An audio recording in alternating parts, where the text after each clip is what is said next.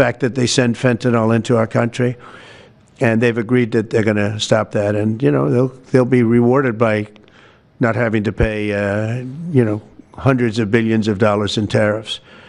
So the fentanyl should stop. It comes from China. It's amazing. And comes through our southern border, comes through our northern border too, comes through Canada, and comes through our southern border, much more through the southern border.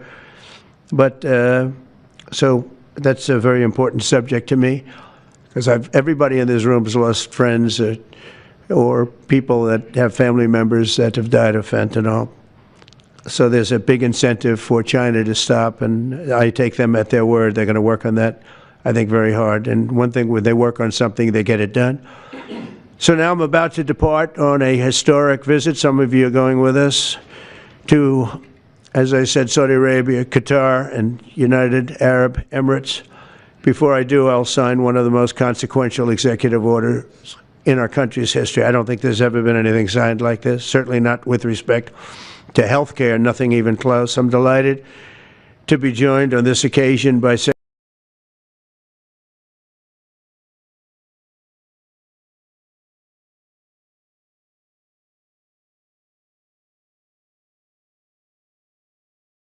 Secretary of Health and Human Services, Robert F. Kennedy, Jr., who is doing a really good job, I have to tell you that.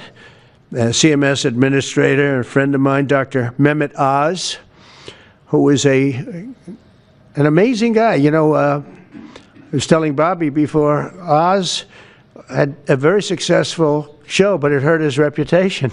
Because when you're in show business, it hurts your reputation a little bit. It's good for you, but in terms of professionalism and being a doctor, it sort of hurts your reputation. This guy went to the best schools, was the best, I mean, top of the line.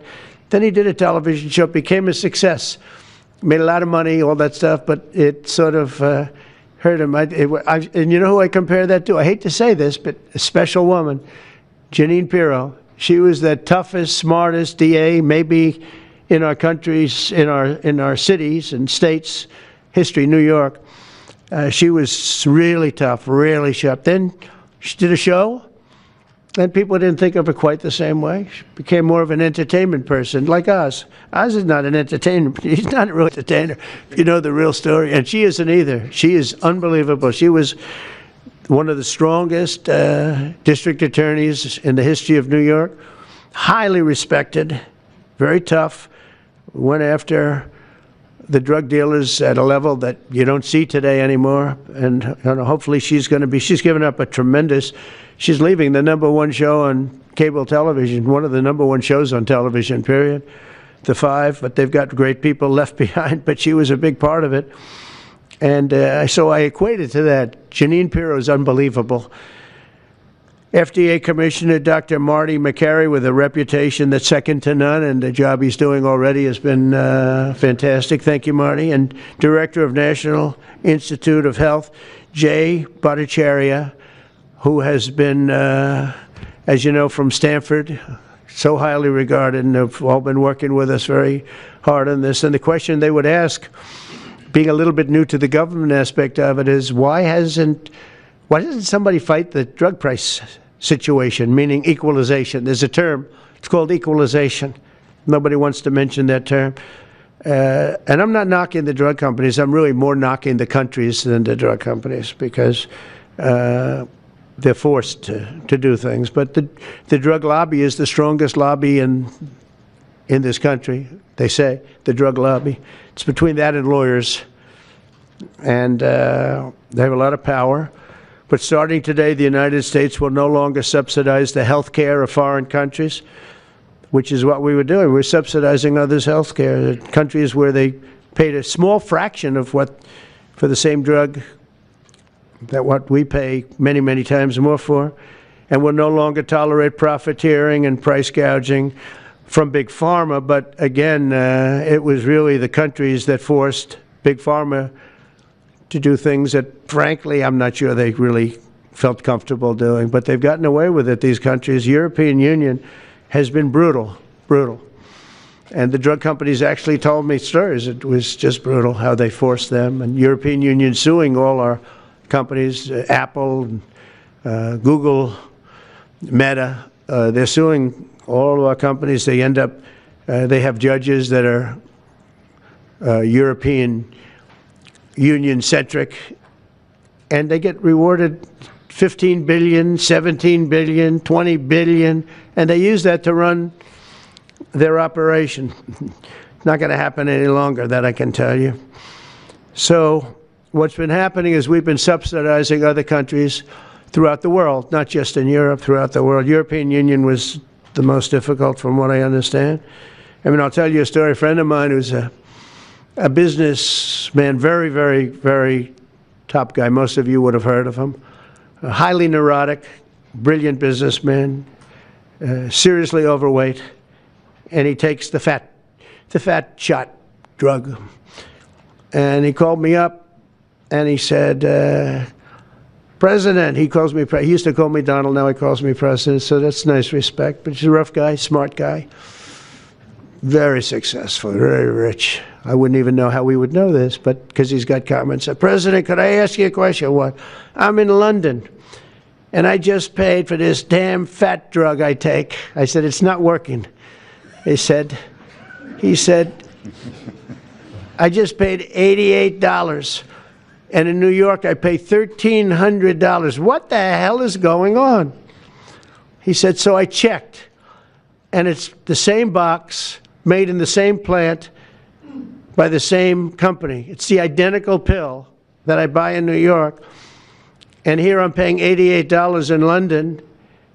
In New York, I'm paying $1,300. Now, this is a great businessman, but he's not familiar with this crazy situation that we have. But he was stunned. But it was just one of those stories. And I brought it up with the drug companies, represented by somebody who's very, very smart, good person too. And we argued about it for about half hour. And then finally he just said, because they can't justify it, he just said, look, you got me. You got me.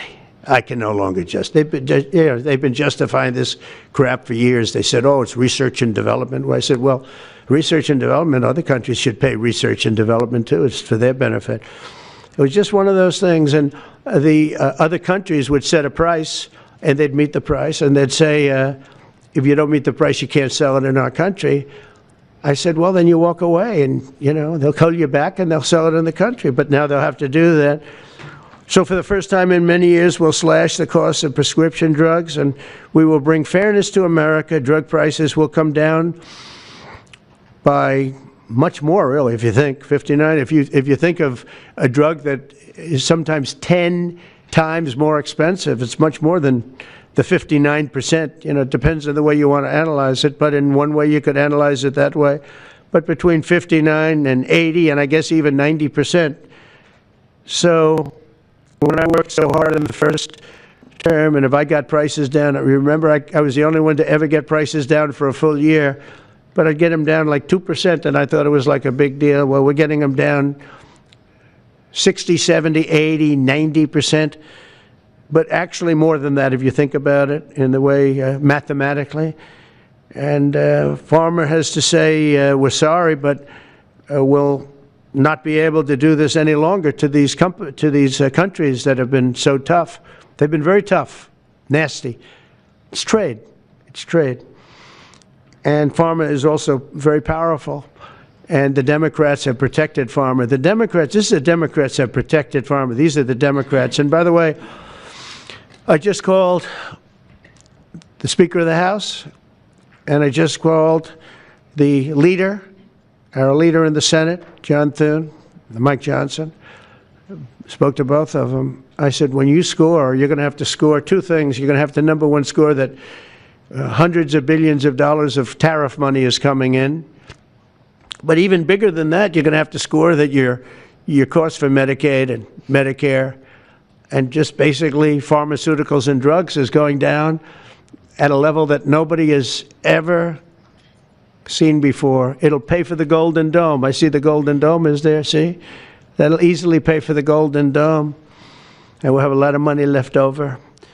We need the Golden Dome, by the way, in this world.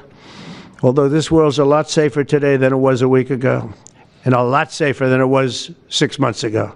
We had people that had no clue what they were doing.